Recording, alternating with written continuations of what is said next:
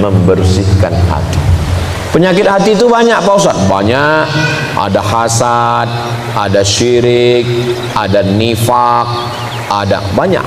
Tapi yang kita bahas ini penyakit yang paling kronis aja. Kalau diibaratkan penyakit badan, ini yang sedang kita bahas ini penyakit jantung koroner. Adapun penyakit kadas kurap nggak usah kita bahas. Karena biasanya orang mati itu karena penyakit jantung. Bapak Anu yang dulu waktu saya datang ke masjid ini ceramah beliau ada mana? Tiba-tiba meninggal Pak Ustadz. Kenapa? Karena serangan jantung. Dua serangan itu yang mematikan. Pertama serangan jantung, kedua serangan Israel. Belum pernah saya dengar cerita jamaah kita kemana? Mohon maaf Pak Ustadz, dia meninggal kena kurap. Makanya jantung, sebagaimana jantung itu sangat urgen, sangat penting di badan, begitu jugalah dengan hati kita ini. Maka kita jaga jangan sampai kena penyakit hasad. Kalau selamat dia dari hasad, hidup kita tenang.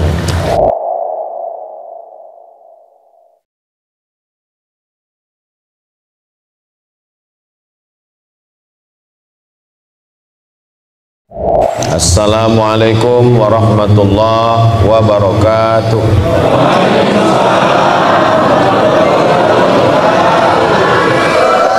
Kumaha Bapak Ibu sadayana? Damang. Alhamdulillahirabbil alamin.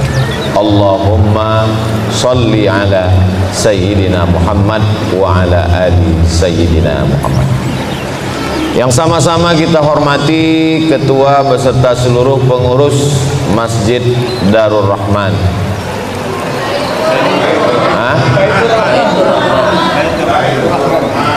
Darur Rahman, Yayasan Darur Rahman, Masjid Baitur Rahman. Hadirin hadirat, muslimin muslimat, semua yang hadir ini insyaallah dimuliakan Allah Subhanahu. Amin ya rabbal alamin. Tema kita pada siang hari ini adalah membersihkan hati untuk menyambut bulan Ramadan. Tadi sebelum kesini saya nonton TV, ada acara membersihkan karpet masjid di sungai. Jadi masjid lain sibuk dengan membersihkan lantai masjid, tapi Masjid Baitur Rahman membersihkan hati. Karena lantainya udah bersih. Ala fil jasadi mudghah, ketahuilah di dalam badan kita ini ada satu gumpal, ada satu kepal, ada satu genggam. Idza shalahat, kalau dia baik, shalahal jasadu kulluh, seluruh anggota tubuh dari ujung rambut sampai ke ujung kakinya jadi baik. Wa idza fasadat, kalau dia rusak, maka dari mulai matanya jadi rusak, telinganya jadi rusak, pikiran jadi rusak. Kata Nabi, ala wahyal qalb, yang paling penting kita bersihkan itu adalah hati. Bukan hati Pak Ustadz, itu yang segumpal, yang sekepal, yang segenggam di sebelah kiri itu bukan hati Pak Ustadz, itu namanya jantung. Ya daripada kelahi kita pakai dua-duanya, jantung hati. Kenapa dia disebut jantung? Karena memang bentuknya seperti jantung pisang. Kenapa dia disebut dengan hati? Karena memang orang selalu yang disebut itu adalah hati. Saya berangkat tadi, kami berangkat dari Tasik Malaya ke Bandung. Bapak Ibu naik motor, naik mobil, ada gasnya di tangan, ada remnya, ada koplingnya, ada giginya di kaki. Tapi ketika kita di jalan yang tertulis hati, nggak ada kaki-kaki, nggak ada ditulis mata-mata. Padahal yang melihat adalah mata, yang nginjak rem adalah kaki, yang gas adalah tangan. Tapi kenapa disebut hati? Karena yang memerintahkan mata, memerintahkan telinga, memerintahkan tangan dan kaki adalah hati. Kalau hati sudah baik, maka semua menjadi baik. Panglimanya tubuh kita ini adalah hati. Makanya kalau kita baca dalam Al-Quran, pertama kali yang terkunci adalah hati. Bapak Ibu semua hafal ayatnya. Khatamallahu ala qulubihim. Setelah hati terkunci, wa ala sam'ihim. Setelah telinga, wa ala absarihim. Hati dulu, baru telinga, baru mata. Kalau sudah hati terkunci, telinga tersumbat, mata tertutup, summum bukmun umyun fahum la yarji'un. Tuli, pekak, bisu, buta, maka mereka tidak akan mungkin bisa kembali ke jalan Allah. Mudah-mudahan kita diselamatkan hati kita ini. Jadi memang judul hari ini hebat juga yang buat judul ini. Disuruhnya membersihkan hati. Kalau Nabi Muhammad SAW sebelum Isra Mi'raj, Ja'a Jibril, malaikat Jibril alaihi salam datang. Bitistin min zahab, membawa mangkok terbuat dari emas. Mamlu'atun bil hikmati wal iman, penuh dengan hikmah dan iman. Lalu kemudian jantung Nabi dibelah, summa ghasalahu bima'i zamzam, dibasuh, dicuci dengan air zam-zam. Lalu setelah itu summa afraghahu, diisi dengan hikmah dan iman, summa atbaqahu, lalu dirapatkan kembali. Nabi Muhammad begitu, kalau kita tidak begitu. Jadi jangan sampai selesai pengajian ini semuanya ke rumah sakit minta belah dadanya. Belahlah dadaku, akan kau dapati namamu di sana. Nama istri, bukan nama tetangga. Lalu kemudian bagaimana cara kita membersihkan hati ini? Penyakit hati ini banyak sekali. Wa min syarrin naffasati fil uqad wa min syarri hasidin. Penyakit yang paling mengerikan yang pertama adalah penyakit hasad. Apa itu hasad? Hasad itu kata Imam Al-Ghazali dalam kitab Ihya Ulumuddin, arti hasad, karahatun ni'mah alal mun'ami alaih, tidak senang melihat orang lain dapat nikmat. Itu hasad. Jadi kalau ada yang nggak senang melihat saya dapat kursi ini hasad. Karahatun nikmah, nggak senang melihat orang lain dapat nikmat. Ngelihat tetangga renovasi rumah, demam. Ngelihat tetangga beli kulkas, kita yang kedinginan. Ngelihat tetangga mobil baru, masuk ICU. Tapi kalau saya lihat ini masyarakat di daerah Yudhistira, iya itulah namanya. Ini kelihatannya jamaah Masjid Baitur Rahman ini orangnya hatinya bersih. Ustaz tahu dari mana? Dari wajahnya, dari senyumnya yang lepas. Seandainya jamaah ini orangnya busuk hati, dendam kesumat, hasad dengki, pasti wajahnya nggak bisa senyum cerah, tertahan senyum, dipancing ketawa dikit.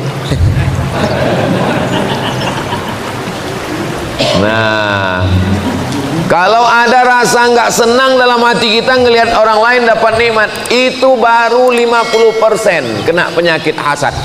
Bagaimana cara melengkapinya jadi 100? Wa hubbu zawaliha, ingin supaya nikmat orang itu hilang.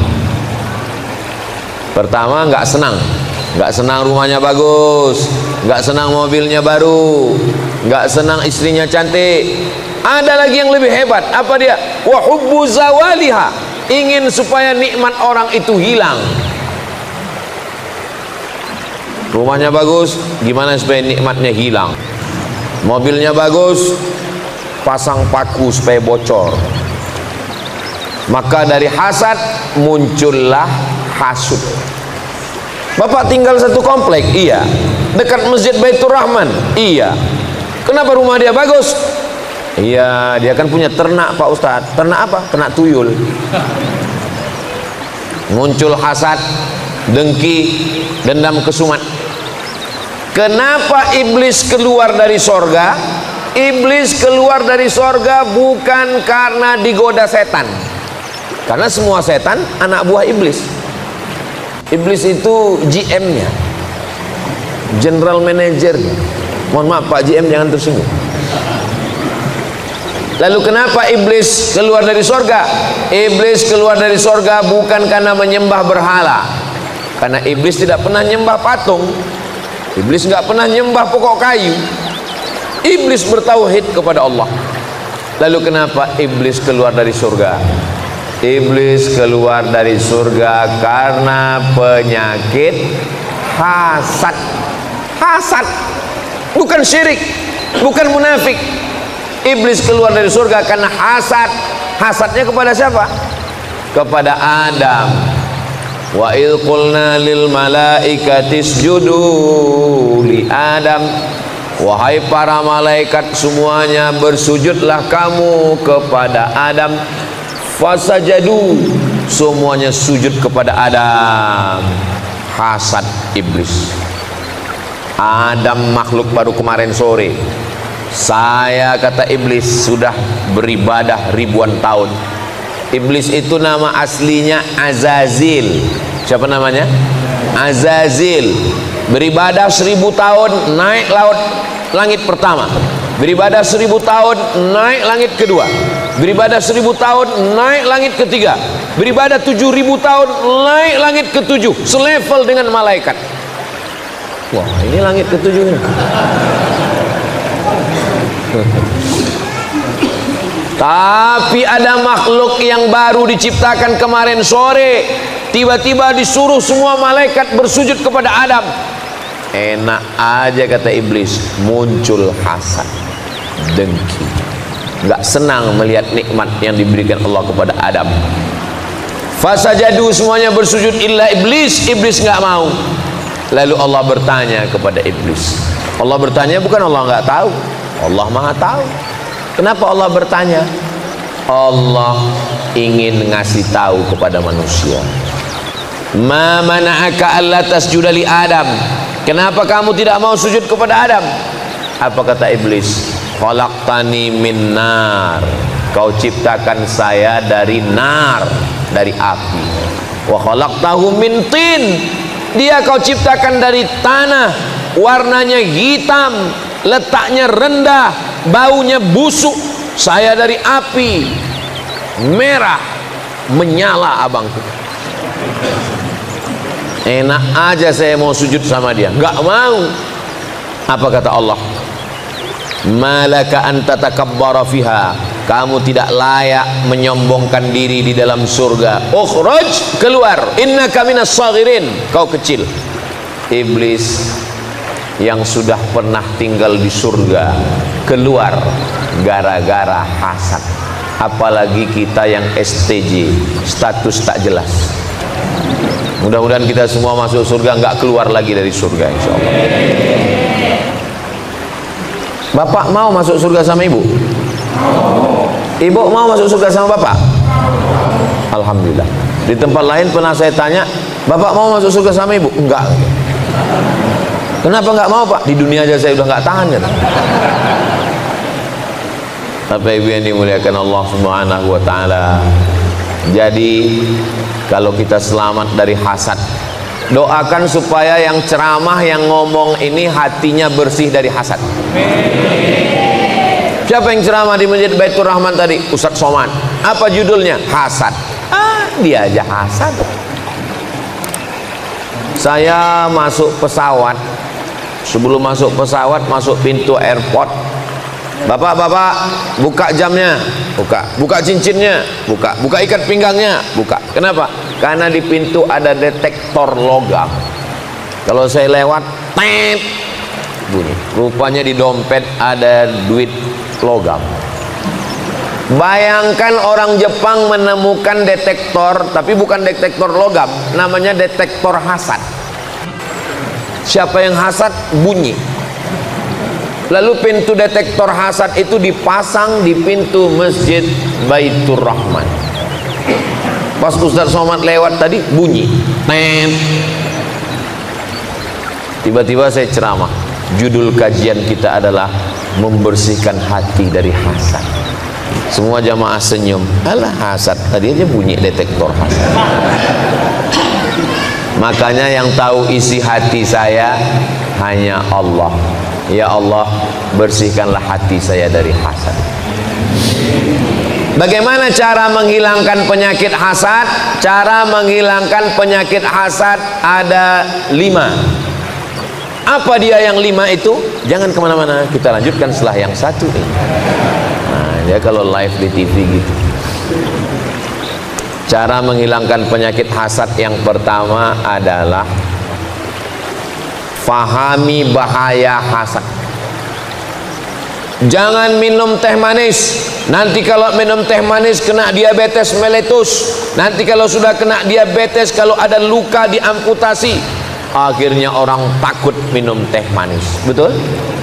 Makanya saya dikasih air putih. Ustadz Somad nih nyindir pengurus. Saya tadi di rumah Pak Haji sudah minum teh manis. Makanya kalau sayang sama Ustadz Qori kita, jangan kasih minum teh manis, karena beliau habis ngaji. A'udzubillahi minasyaitonirrajim. Tiba-tiba dikasih air teh panas gula, itu merusak pita suara. Jadi yang paling bagus adalah dikasih air yang paling ikhlas, yang tidak bercampur dengan apa-apa.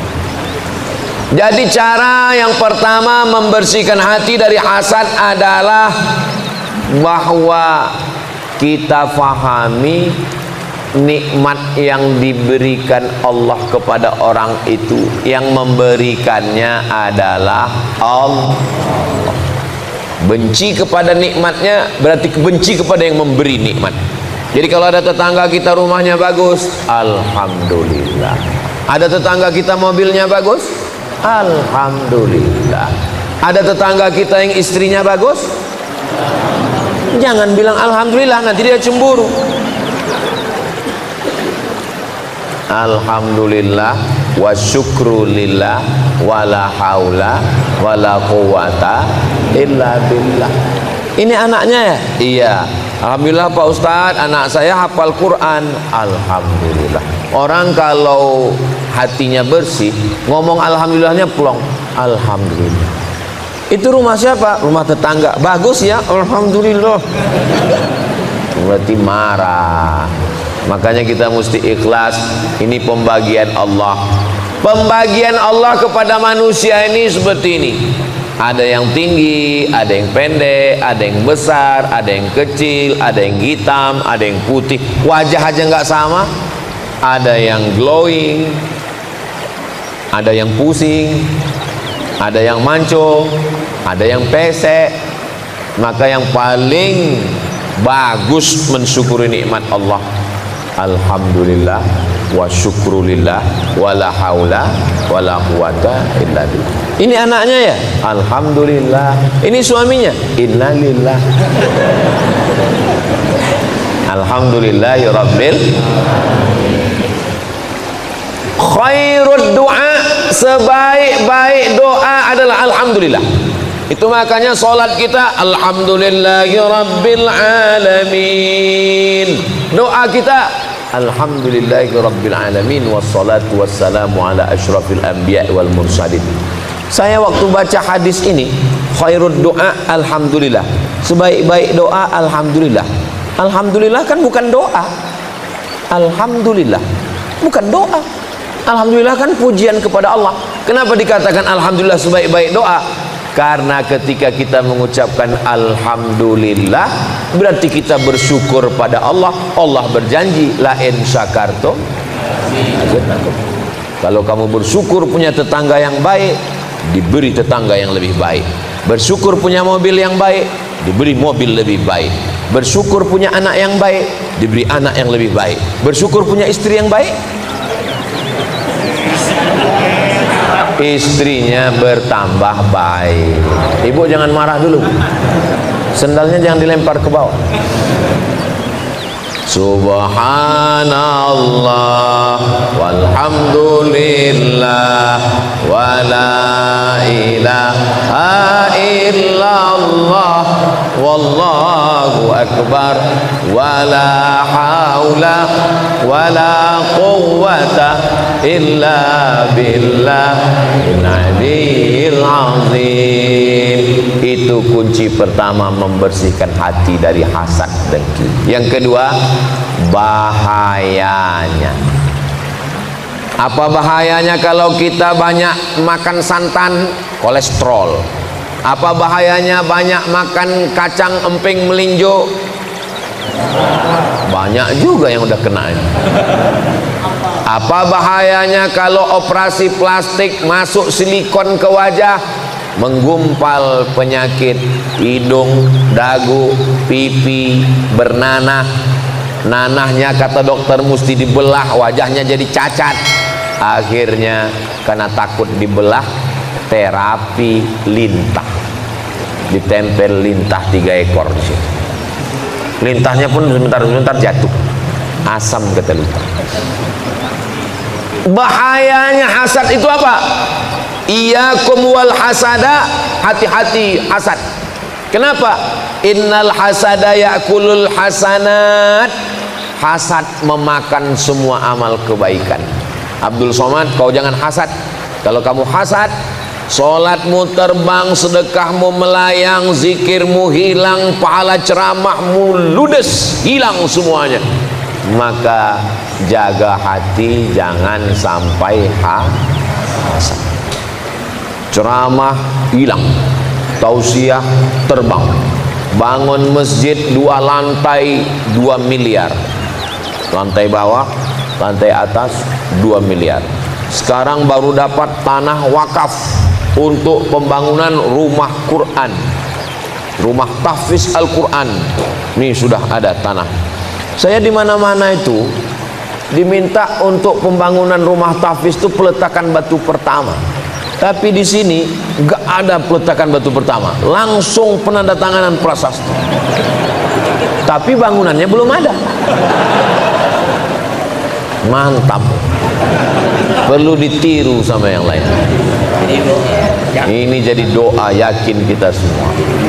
Saya yakin dan percaya, insya Allah rumah Quran ini akan terwujud dalam waktu yang sesingkat-singkatnya. Ini kalau dilihat dari senyumnya Bapak Ibu ini, orangnya nggak ada yang punya utang, bersih, kaya-kaya semua, insya Allah. Sedangkan masjid aja mereka bangun 2 miliar. Lihatlah lampunya, cantik, mahal, berapa puluh juta harganya. Lampunya tergantung langsung ke langit, biasa. Kaligrafinya emas semua. Ini daerah sini ini aman ini kelihatannya. Kenapa? Kaligrafinya emas tapi dindingnya nggak pakai jeruji besi. Luar biasa. Saya berdoa semoga cepat selesai. Biasanya kalau saya tausiah penggalangan dana untuk pembangunan pesantren rumah tahfiz Quran, itu biasanya kotak-kotak langsung jalan. Tapi di Masjid Baitur Rahman nggak ada kotak jalan. Kenapa? Karena di sini langsung transfer banking. Langsung keluar handphone, langsung scan QRIS, langsung ketik pembangunan rumah tahfiz Quran Yayasan Darul Rahman Pondok Dustira. Habis pencet langsung nangis. Kenapa Bapak nangis? Bapak terharu. Bukan Pak Ustadz. Terus salah ketik. Rencana mau nyumbang 100.000, rupanya terketik nolnya 6 kali, 1 juta. Mudah-mudahan semua salah ketik. Amin. Diaminkan. Bapak Ibu yang dimuliakan Allah Subhanahu wa taala. Itu cara yang pertama, syukuri bahwa semua nikmat dari Allah. Yang kedua, ingat bahaya hasad, hilang semua amal. Yang ketiga, bagaimana supaya bersih dari hasad? Orang yang dapat nikmat itu kita doakan langsung datang. Ini hari Ahad. Hari Ahad biasanya banyak acara walimah nikah. Kamu datang ke acara pernikahan di Hotel Anu? Enggak datang Pak Ustadz. Kenapa? Sakit hati saya Pak Ustadz. Kenapa? Mestinya aku yang di sana.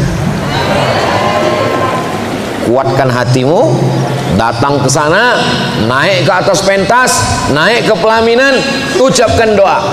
Barakallah lakuma wa baraka alaikuma wa jama'a bainakuma. Ada yang marah kayaknya. Acara apa? Acara akikah.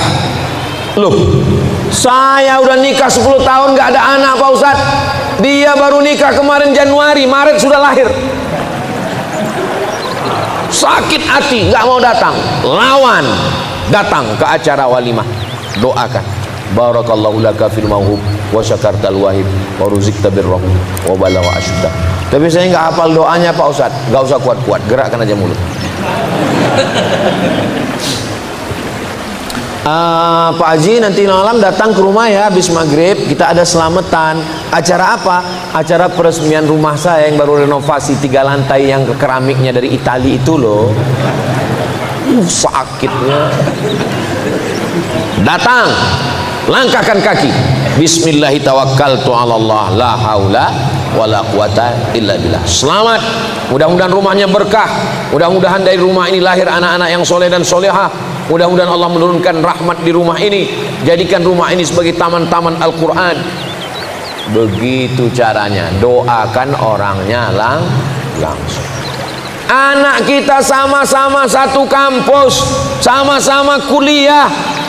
Anak dia 4 tahun selesai. Anak kita sudah 14 semester gak selesai-selesai. Pas acara wisudanya kita diundang acara selamatan. Datang atau nggak datang? Datang. Lapangkan hati kita. Rabbi syrahli sadri wa yassirli amri wahlul 'uqdatan min lisani yafqahu. Itu cara yang ketiga. Cara yang keempat, doakan dia an zahril ghaib, bukan berhadapan. Orangnya nggak ada. Bangun malam tahajud, doakan dia. Bayangkan wajahnya. Ya Allah, tetanggaku yang rumahnya bagus ini panjangkan umurnya. Tetanggaku yang mobilnya mahal walaupun baru bayar DP, sehatkan dia. Jangan sampai ditarik leasing. Jangan doakan yang jelek-jelek. Ini kadang orang kalau hatinya hasad, doanya jelek. Matikan dia ya Allah. Kalau bisa jangan langsung mati, buat stroke 6 bulan. Ketika kita doakan dia, orangnya nggak ada, apa kata malaikat? Amin, kabulkan doa orang ini. Walaka misluh, kamu dapat seperti yang engkau doakan. Jadi kalau kita doakan teman kita, kawan kita, sahabat kita, tetangga kita yang baik-baik, insya Allah kita juga dapat yang sama seperti yang kita doakan, insya Allah. Amin ya rabbal. Satu, yakini nikmat datang dari Allah, syukur. Dua, ingat azabnya kalau kita hasad, amal kita hilang. Tiga, doakan langsung di hadapan orangnya. Empat, doakan pas lagi orangnya nggak ada, pas lagi kita tahajud. Lima, doakan hati kita. Saya nggak bisa ngomong bahasa Arab Pak Ustadz, pakai bahasa Indonesia. Ya Allah, bersihkan hati saya dari penyakit hasad dengki ya Allah. Tapi kalau berdoanya di masjid jangan kuat-kuat. Kalau di rumah boleh, kalau di masjid, ya Allah, hati saya hasad. Nanti dengar kawan, sama siapa? Apakah Ustadz Somad itu hatinya sudah bersih dari hasad? Belum.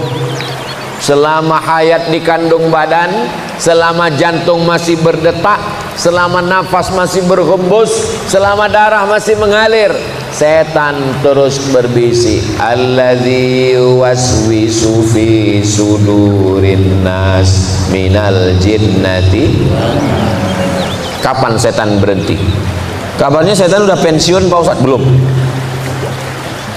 Wallahi, demi Allah, fabi'izzatika, demi kemuliaan, la ughwiyannahum, saya akan terus menggoda mereka, madamat arwahuhum fi ajsadihim, selama roh masih ada di dalam jasad mereka, saya akan goda mereka. Tetanggamu gajinya lebih besar, anak tetanggamu lebih berhasil, istrinya sudah kerja PNS lebih sukses, mobilnya lebih mewah, cincinnya emas. Terus setan berbisik. Selama setan berbisik dan kita tetap terus melawan dengan zikir, afdalul zikri fa'lam annahu la ilaha illallah, la ilaha illallah, la ilaha illallah. Zikir itu 3, di mulut la ilaha illallah, di hati la ilaha illallah, di pikiran la ilaha illallah. Sejalan antara 3, mulut, hati, dan pikiran. Banyak orang mulutnya berzikir la ilaha illallah, hatinya gaji 13 belum cair. Makanya harus serentak antara 1, 2, 3. La ilaha illallah, la ilaha illallah, la ilaha illallah, la ilaha illallah. Begitu kita sudah berzikir, maka Allah mengatakan, ala bizikrillahi tatma'innul qulub. Dengan berzikir mengingat Allah, maka hati akan menjadi tenang. Hati yang tenang itu disebut dengan mutmainnah. Ya ayyatuhan nafsul mutmainnah.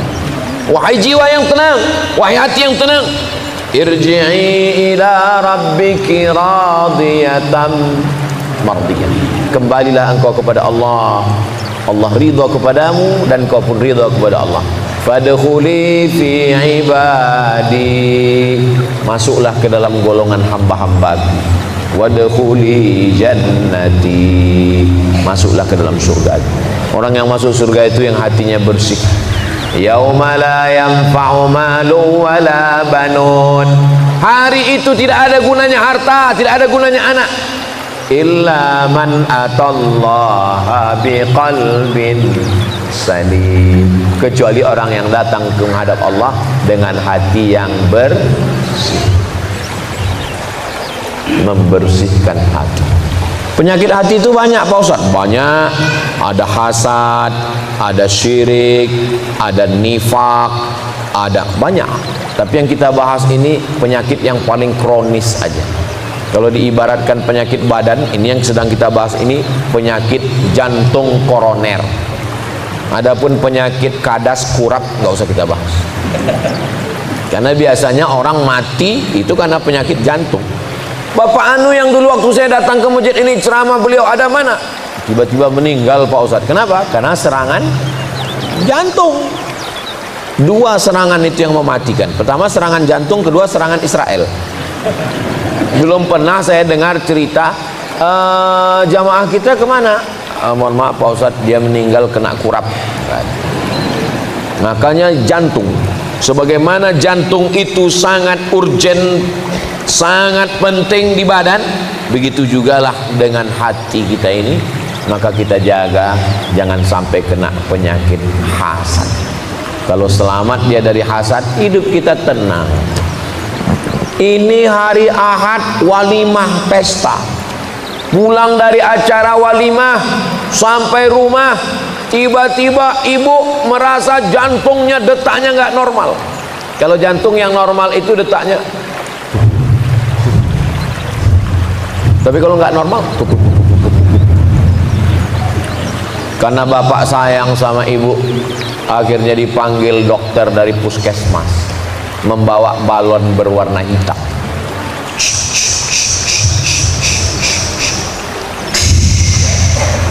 Jangan jauh-jauh dari rumah ya Bu. Kenapa? Ini tensinya 180/150. Jangan jauh-jauh. Kenapa jangan jauh-jauh? Susah ngurus jenazahnya. Tadi ada makan daging kambing? Enggak ada. Makan soto kambing? Enggak ada. Makan sate kambing? Enggak ada. Makan gulai kambing? Enggak ada. Ternyata bukan salah kamu. Salah jadi mana? Waktu kondangan tadi ada teman gelangnya besar betul.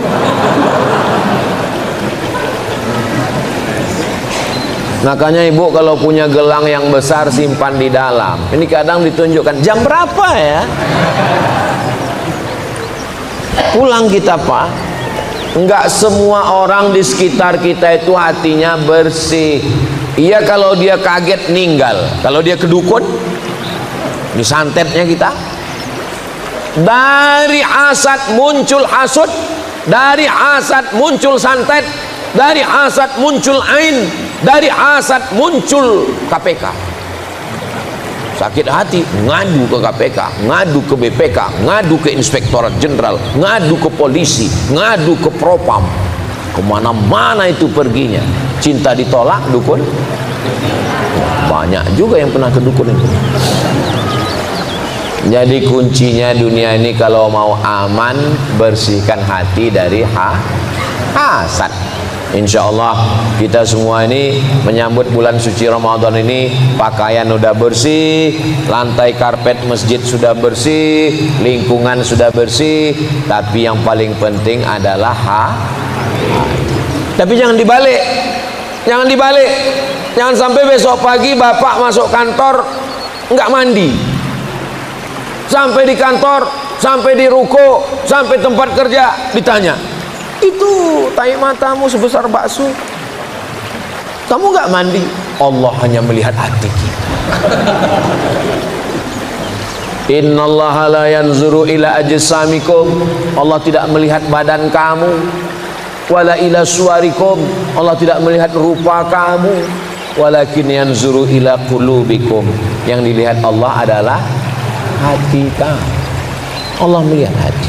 Seandainya yang dilihat Allah itu wajah, dan yang masuk surga itu cuma yang putih, berapa lama kita mesti minum skincare? Seandainya masuk surga itu karena wajah, dan yang masuk surga itu cuma yang mancung, kita urutan yang keberapa? Eropa, Australia, Arab, habis itu barulah kita. Arab maklum, Arab cemas. Tapi karena yang dipandang itu bukan hidung, bukan kulit, tapi yang dipandang adalah kita tinggal bersihkan saja hati. Makanya selesai bersih wajah, bersih tangan, bersih kepala, bersih telinga, bersih kaki, terakhir bersihkan hati. Asyhadu an la ilaha illallah syarikalah wa asyhadu anna muhammadan abduhu wa rasuluh. Allahumma ja'alni minat tawwabin wa ja'alni minal mutatahhirin. Waj'alni min ibadikas shalihin. Subhanallah walhamdulillah wa la ilaha illallah wallahu akbar wa la haula wa la quwwata illa billahil aliyyil azim. Bersihkan hati. Astaghfirullah Rabbal baraya, astaghfirullah minal khataya, Rabbi zidni ilman nafi'an wa wafiqni amalan salihan. Ya Rasulullah salamun alaik ya rafi'a sya'ni wa daraji atfatayyaji ratal alami ya uhailal judi wal karami ya uhailal judi wal karami sholli ala Sayyidina Muhammad. Tadi saya mulai jam 1.15, sekarang sudah jam 2 kurang. Jadi Ustadz Somad ceramahnya 40 menit, sisanya jawab pertanyaan berikut. Jangan kemana-mana.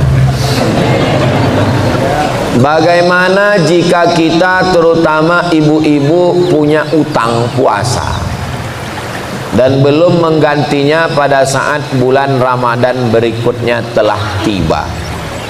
Masih ada kesempatan mengganti 6 hari lagi: Senin, Selasa, Rabu, Kamis, Jumat.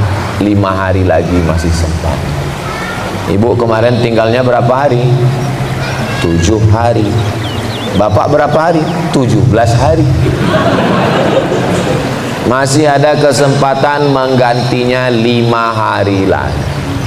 Niatnya besok saya niat puasa qadha lillahi ta'ala.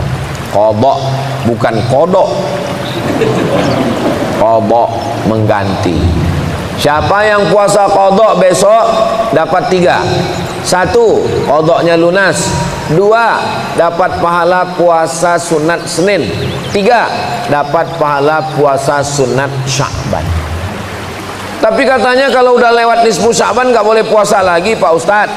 Hadisnya sahih, idzan tasafa Sya'ban fala tasumu. Kalau sudah lewat nisfu Sya'ban nggak boleh puasa lagi. Bagi yang nggak biasa puasa sunat, nggak boleh. Tiba-tiba besok puasa sunat. Mama nggak masak hari ini, kita puasa sunat, Pak. Tapi kita sebelumnya nggak pernah puasa. Ya kita hijrah habis ceramah Ustadz Somad kemarin, nggak boleh, karena sebelumnya nggak terbiasa puasa sunat. Tapi bagi yang terbiasa boleh. Dan yang boleh adalah puasa ganti. Nah, yang bisa digantikan cuma 5, Pak Ustadz. Senin, Selasa, Rabu, Kamis, Jumat. Sementara utang saya 7. Ada 2 hari lagi yang belum. Ramadan tahun lalu belum dibayar sampai Ramadan sekarang. Kalau lewat Ramadan ini berarti dia kena denda. Qadha 2 hari plus fidyah. Qadha 2 hari bayar utang, fidyahnya karena lalai dalam setahun ini nggak mengganti, maka dia kena denda, bayar fidyah. Fidyahnya sehari berapa, Pak Ustadz? 3 kali makan. Makan pagi, makan siang, makan malam, menurut standar lontong internasional. Ya beda dong harga lontong di Riau dengan di Bandung. Pakai standar yang dibuat Basnas. Basnas DKI menetapkan 1 hari fidyah 60.000. Makan pagi, makan siang, makan malam. Jadi habis Ramadan, utang 2 hari kemarin, bayar 2 hari plus bayar fidyah. Fidyah 2 hari sama dengan 120.000. Bayarnya ke siapa? Fidyatun ta'amu miskin. Fakir apa miskin? Miskin. Apa beda fakir sama miskin? Orang tua renta, hidup sebatang kara, istri anak enggak ada kerja, fakir. Buruh cuci, setrika, mohon maaf, pendapatan sebulan 1 juta, kebutuhan hidup 2 juta, dapatnya 1, itu namanya enggak ada income sama sekali, fakir. Ada income tapi enggak cukup, miskin. Income-nya banyak tapi enggak pernah merasa cukup, koruptor. Orang tua saya, Pak Ustadz, umurnya 70 tahun, nggak bisa puasa. Terus dia qadha atau fidyah? Wa 'alal ladzina yutiqunahu fidyatun ta'amu miskin. Orang tua renta yang nggak sanggup puasa, dia bukan qadha tapi bayar Bagaimana dengan orang yang sakit akut, mah akut, kemana-mana bawa tas laptop tapi isinya roti gabin, kalau terlambat sedikit sakit. mah akut. Biasanya yang kena penyakit mah ini orang yang sudah punya istri. Mah, maka dia bayar fidyah. Tapi kalau sakitnya cuman di Ramadan aja, di Syawal nanti sehat, fa'iddatum min ayyamin ukhar, ganti di hari yang lain. Dah, yang tua renta bayar fidyah, yang sakit akut bayar fidyah, yang sakitnya cuma di Ramadan diganti di hari yang lain. Yang musafir, faman kana minkum maridan aw ala safarin, siapa yang musafir jaraknya bisa qasar salat 89 km, kira-kira dari Bandung ke Pekanbaru Riau bisa nggak ya? Bisa sekali, bisa 89 km. Maka boleh dia nggak puasa, nanti diganti di hari yang lain. Bagaimana dengan ibu yang mengandung dan menyusui? Ibu yang mengandung anak dan menyusukan anak, kalau dia tidak puasa karena dirinya, dia nggak puasa karena dirinya, maka dia qadha di hari yang lain. Nanti setelah anaknya umur 3 tahun, 4 tahun, udah bisa puasa. Istri saya suruh puasa, udah bisa puasa. Tahun pertama mengandung, tahun kedua menyusukan anak, tahun ketiga menyusukan anak, tahun keempat adiknya muncul. Anak ibu berapa? 12 Pak Ustaz. Nanti besarkan, catat aja dulu utang, catat. Nanti setelah anak umur 5 tahun sudah bisa ganti. Itu kelihatannya aja banyak, kelihatannya. Kalau dilaksanakan tertib dikit. Cara kodoknya begini: Senin Kemis, Senin Kemis, Senin Kemis, Senin Kemis. 1 bulan berapa hari? 8. 10 bulan 80 hari. 11 bulan 88 hari. Tambah 2 hari 90.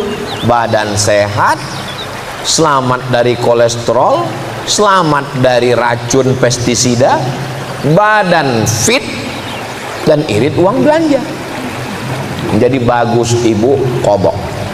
Saya kalau tentang masalah qadha ini selalu ibu, karena ibu mengandung, ibu menyusukan anak. Tapi kadang bapak-bapak pun puasanya lebih banyak tinggal daripada ibu-ibu.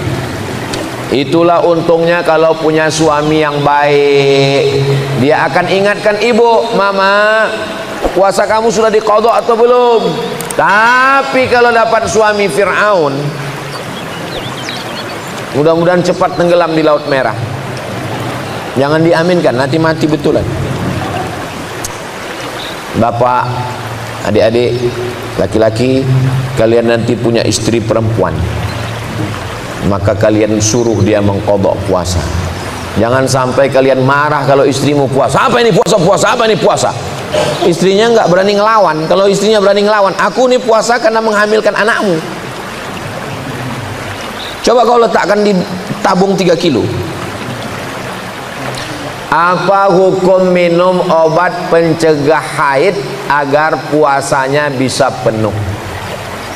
Pil pencegah haid hanya difatwakan ulama untuk pergi haji dan umrah. Nunggu haji 30 tahun, sampai di Makkah mau tawaf nggak bisa, maka daruratnya tingkat tinggi. Dia pergi ke dokter, dokter kasih obat pencegah haid, supaya ketika sampai di Makkah dia bisa tawaf, habis tawaf sa'i, habis itu tahallul.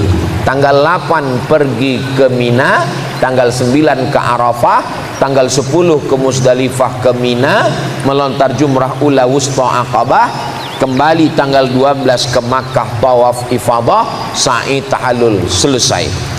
Karena nunggunya 30 tahun.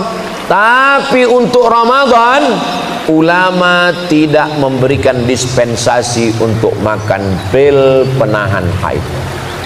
Begitu kata guru-guru kami di Mesir, karena daruratnya tidak tingkat tinggi. Jadi biarkan saja normal, maaf, darah kotornya biarkan keluar, nanti habis Ramadan diganti. Enggak banyak, cuman 7 hari. 1 bulan puasa Senin Kamis selesai. Enggak banyak itu, insya Allah. Mudah-mudahan nanti di bulan Syawal ada namanya puasa 6. Man shoma Ramadan, siapa yang puasa Ramadan, summa atsba'ahu sittan min Syawal, diiringi puasa 6 hari di bulan Syawal, kana kasyamid dahri, dapat pahala seperti puasa sepanjang tahun. Nanti pada saat bulan Syawal niatnya niat qadha. Kata Imam Zakaria Al-Ansari dari kalangan mazhab Syafi'i. Nanti Bapak Ibu panjang umur, sehat badan, ziarah ke makam Imam Syafi'i di Kairo, Mesir. Amin. Nanti kita berangkat umroh bersama, ongkos tanggung masing-masing. Ziarah ke makam Imam Syafi'i, di sampingnya ada makam Imam Zakaria Al-Ansari. Imam Zakaria Al-Ansari berfatwa, dikutip pendapatnya oleh Syekh Atiyah Shaqar dalam kitab Fatawa Al-Azhar, orang yang puasa qadha 6 hari di bulan Syawal otomatis dapat pahala puasa sunat Syawal, tapi niatnya niat qadha. Kertas terakhir ini, jamaah ini serius sekali, diketik, di print. Bayangkan kalau saya tidak jawab, didoakannya saya mati disambar geledek.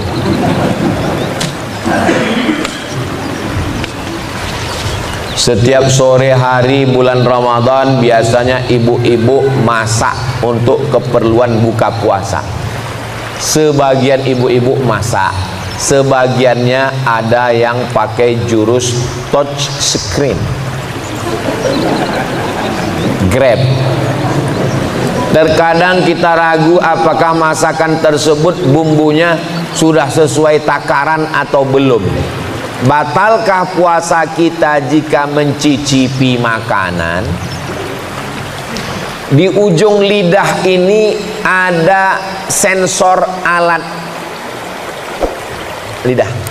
Jadi ketika kita letakkan terasa dia asam, asin, pedas. Setelah itu dia dimuntahkan lagi, nggak sampai ke dalam. Maka menurut ulama boleh, tapi saya tidak mengamalkan karena saya takut masuk dia ke dalam. Da'ma yaribuka ila ma la yaribuka. Tinggalkan sesuatu yang meragukanmu kepada sesuatu yang tidak meragukanmu. Kalau membuat kita was-was, ragu. Ustaz Somad, kalau nyicip itu batal nggak? Saya bilang enggak, kalau hanya sekedar cicip di ujung lidah. Tapi saya nyicipnya 3 mangkok Pak Ustaz. Itu bukan nyicip. Nah, jadi hukum asalnya tidak batal puasa karena dia tidak masuk ke dalam, hanya sekedar cicip. Habis itu dia ludahkan, habis itu dia kumur-kumur. Kalau kumur-kumurnya pakai teh es Pak Ustaz, hukum asalnya tidak batal cicip itu. Tapi saya selalu dalam masalah hukum saya ketat. Kenapa? Karena khawatir takut tertelan sedikit, atau kita tidak menelan tapi setan mengatakan kamu sudah nelan, kamu sudah nelan, kamu sudah nelan. Akhirnya kita ragu. Maka dalam hadis dikatakan da'ma yaribuka, tinggalkan sesuatu yang meragukanmu, ila ma la yaribuka, untuk sesuatu yang tidak meragukanmu. Nah, jadi ibu pakai jurus agak-agak kira-kira. Biasanya kalau sudah profesional, saya aja yang masak nggak profesional bisa kok. Nanti dekat tempat sediakan garam, yang kurang kasih garam. Suaminya kurang garam, enggak, kurang asam, kasih asam. Mudah-mudahan Ramadan kita tahun ini lebih baik daripada Ramadan yang tahun lalu, insyaallah. Amin ya rabbal alamin. Di akhir majlis, mari kita sama berdoa kepada Allah. Mudah-mudahan kita diberikan hati yang bersih dari penyakit hasad. Kita semua diberikan keluarga yang sakinah, mawaddah, warahmah. Anak keturunan kita soleh dan solihah. Penghafal Quran yang akan menghafal Quran di Yayasan Darur Rahman. Ala hazihi niyah, al-Fatihah.